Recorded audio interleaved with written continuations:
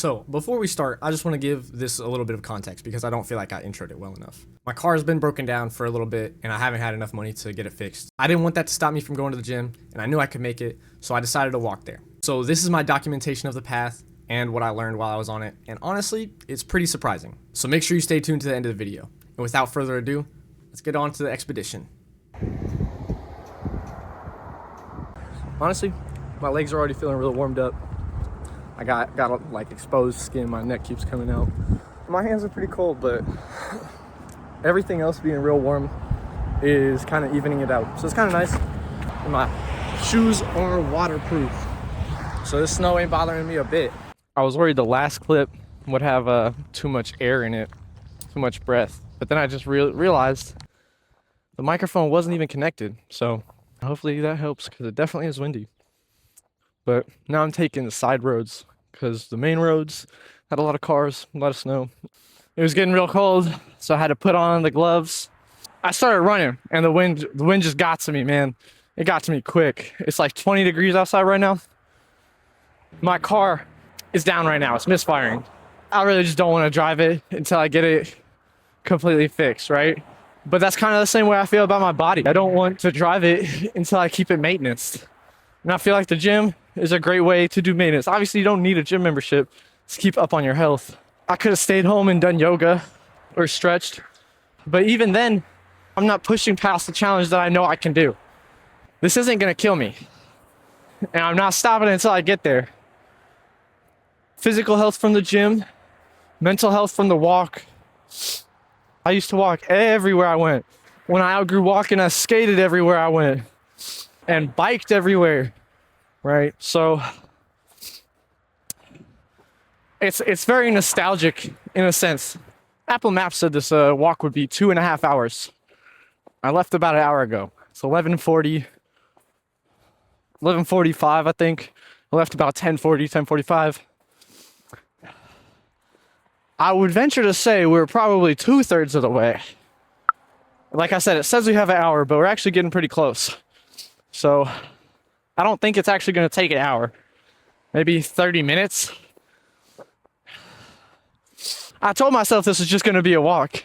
I was just going to walk up here, but I keep getting anxious. I want to get some energy out, you know? Got quite a ways to go. How many of you guys have ever picked a real big goal, put work into it, and then you do it and it's harder than you thought it was going to be?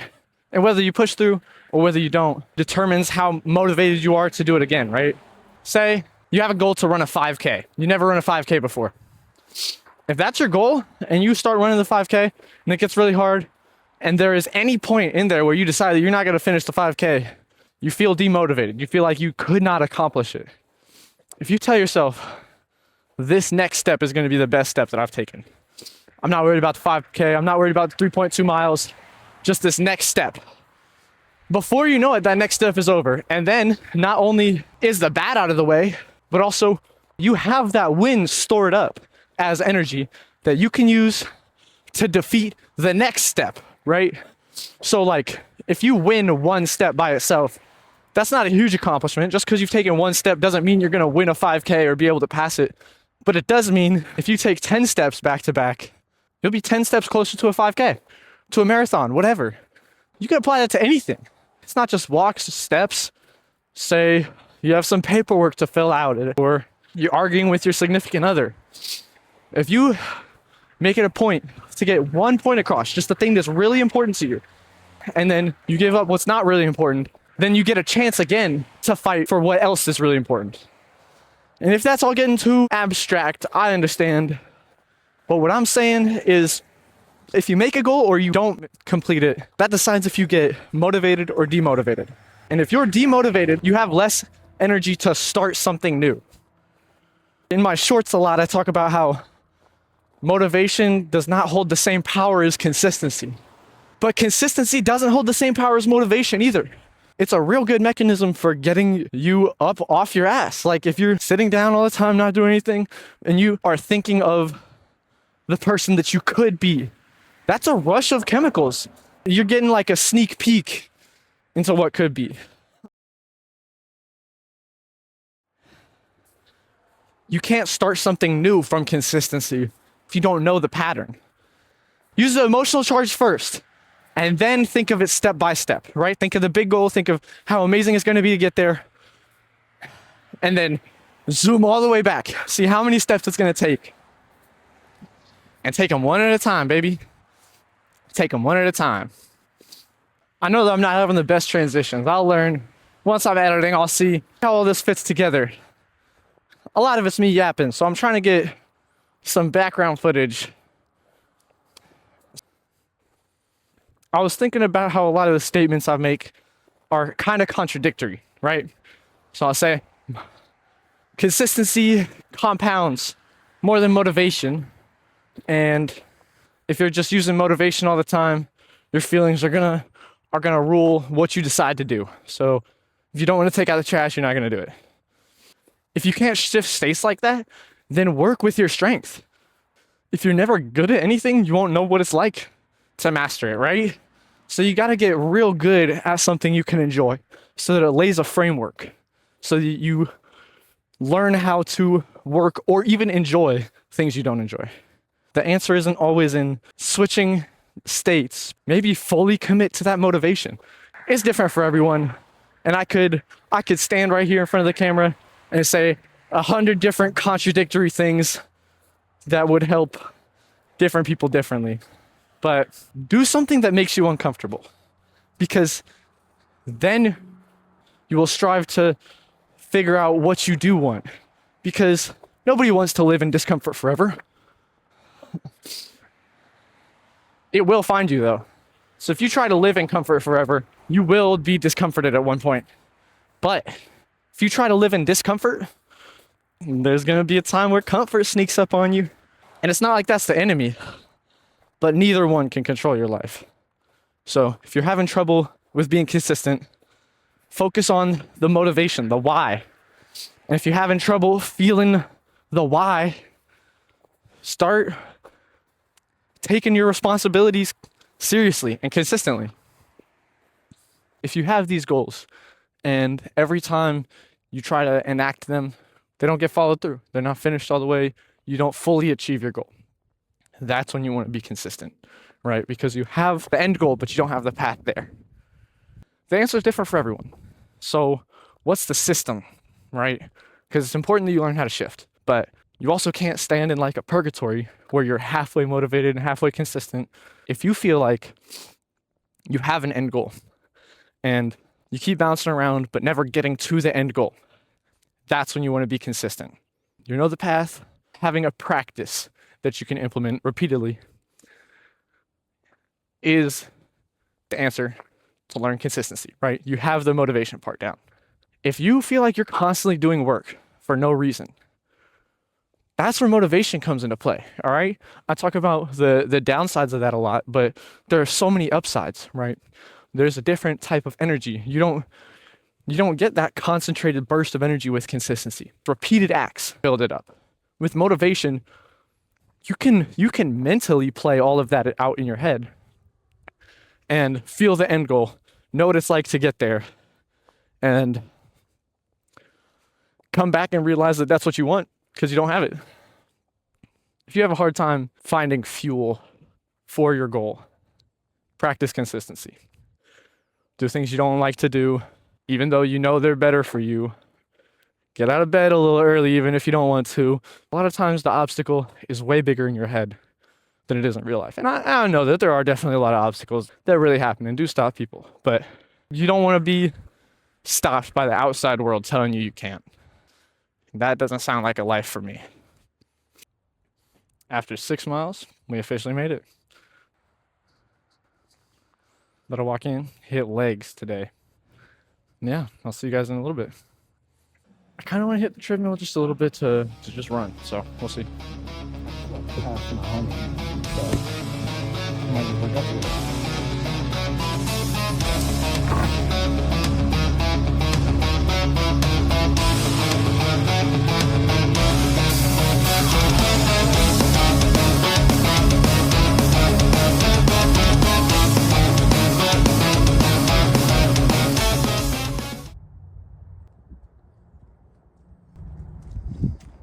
about 26 degrees outside. My hair's a little messy because I just got out of the sauna, but it's a statement. The statement is I don't have a hairbrush on me right now. I have about a 2-hour walk back. 2.5 hours is what it says. It literally took me 2 hours to get here. I jogged probably a third of the time. Nothing crazy. It was like intermittent, so definitely stopped a lot. My goal was to just walk. I'm gonna walk off some of this body heat. It's very cold outside. Honestly, I'm fine with the cold right now, so I know I need to put the wind muff on the microphone. I'm gonna do it after this take. I don't know if I said anything. I saw my boy Nick up at the gym. He's my usual gym partner. Usually he gives me rides up to the gym since my car has been down. It got brought up. I told him that I walked. And he offered to drive me home. The reason that I said no to the ride was kind of the same reason that I went on the walk this morning. Obviously I want a challenge, but it's a little more than that. Deeper down, it's not that I want a challenge, it's that I want to come out on top of a challenge. I want to have a hard thing thrown at me that I know I can handle, or at least that I end up being able to handle. You know, I don't need to know it in the moment, but nobody wants to lose a challenge. You know, I've been driving my car a lot because that's what you use to go places, but it also makes you take walking for granted a little bit. But I used to never take walking for granted, or like skateboard trips, little bike rides. And I know that a part of me does now. It's not that I want to just have challenges thrown at myself, you know? Because I do preach a lot about if you're not enjoying your life, what are you doing? But what I'm saying there is not indulge in every desire. It's do the things that make your life enjoyable, not right now, but now and long term. If it doesn't make it enjoyable long term, then it's sucking out from your future. We all want to come out of a challenge on top to know that we can make it. That's why I said no to the ride. It's about 2:30, I believe. My right leg has had a pinch in my right hip. And it was kind of like this morning, but it's now that I'm really noticing it. Definitely doesn't feel comfortable. So I'm trying to take it easy, you know, make sure that I'm relaxing every step. And just feeling better. So we'll see how it feels when I get home. I'm not gonna let that stop me. My sister also offered me a ride. So it's really nice to know that if I wanted a ride, I could get one. But also, I already turned them down. So it's like, I have all the good parts of the sense of comfort. I mean, you could look at it as both the bad parts too. But I've always had a pretty easy time thinking positive, but I also always saw how crazy it is to tell a person to just think about it differently. Like no one's gonna listen to that. Your brain thinks the way it does because it's decided that that's the best way to think. Whether you agree with it or not doesn't really matter. I dropped my jacket, that's why. Dang, in the wet too. Oh no, it's not too wet, it's cold. What I was saying was that I've always had a pretty easy time thinking positive, but it just almost gets me a little upset when I hear someone having a bad time and someone else tells them to just not worry about it or be happy or something, because that's definitely not the route to happiness, you know? And like sulking isn't either, but there's a certain amount of coming to terms that you have to do, and sometimes you don't realize until you've milked it, and sometimes you gotta walk away feeling like you haven't had your taste yet, but that's okay. I'm gonna cut right through all this snow. I didn't really know the reason that I went on this walk this morning. I want to not live the same day over and over again. I have been as consistent as I can be lately, and it served me great. And I also feel it crystallizing, and I don't want it to happen yet. So I take time. Put me out. I'm definitely not comfortable right now. Honestly, I'm probably gonna put the jacket on here soon. It's very cold. I don't know how long I've been walking. If it's the same time that it took me to walk to the gym as it is back, it's about 45 minutes. But I'm not comfortable. But I am enjoying this because it's almost like a freedom.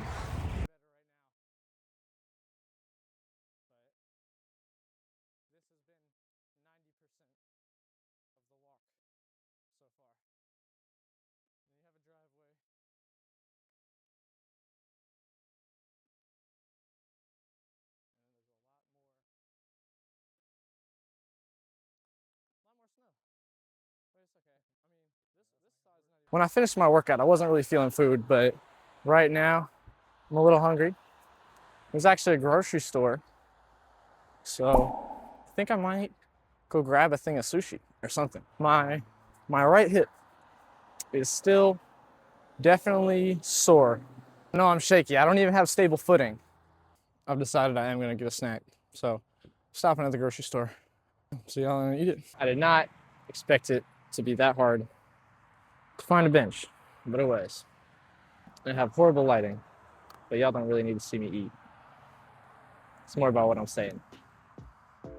There are a lot of cars nearby, so I dare say I'm closer than halfway, but it's still a trek. You know, I'm actually not sure how far it is. I would guess about 3-some miles. And I got sushi. I'm pretty excited. You know, unless you're with someone who's like really happy to be there or motivated or inspired, it's really hard to feel inspired while you're with them. And I feel like a part of me knew that. That's kind of why I wanted this much time to myself. Because it's literally time I can't be scrolling. I'm not on my phone.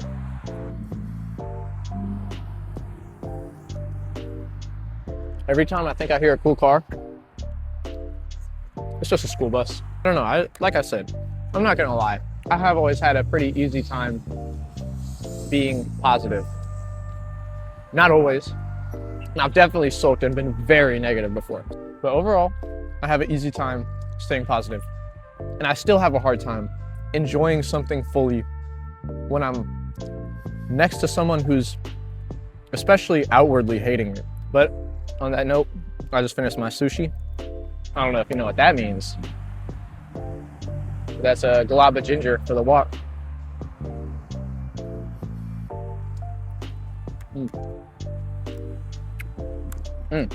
I can just take my jacket off.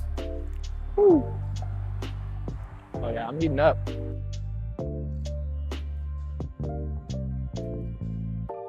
Popped out the gimbal because I know it's a little easier to watch.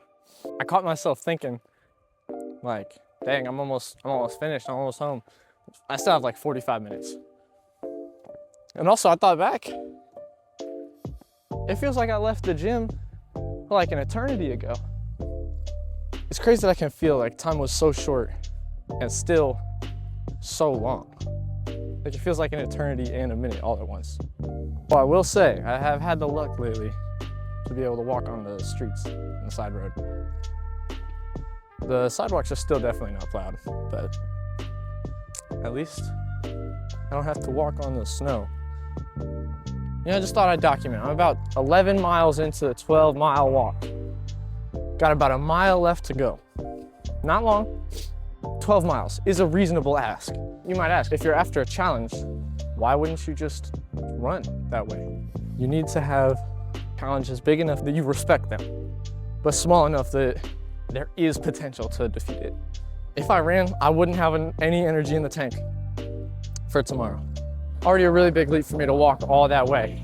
It was 10,000 steps one way, but small enough that there is potential to defeat it. Ladies and gentlemen, we are almost home. Took about 5 hours, 15 minutes of walking.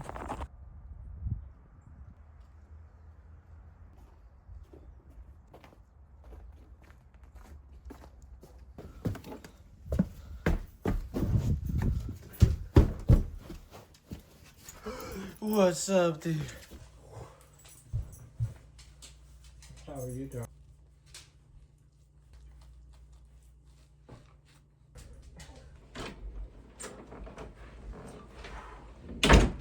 Man, oh man, was that a walk. I don't consider myself an avid runner. I've ran a few 5Ks, none since high school. Even the walk was daunting, right? The point isn't to pick the hugest possible goal you can think of. It's really to figure out what you want and make the path one that you enjoy walking.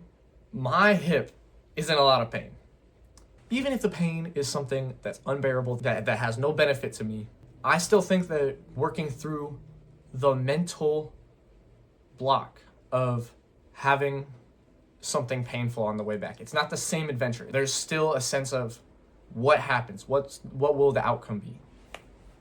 A part of me knew the outcome. I knew I was gonna make it back.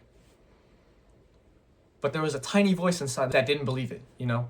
And so there's no need to go to a huge goal. Oh, can I run that whole thing if there's already a part of you that's decided that you're not sure if you can do it?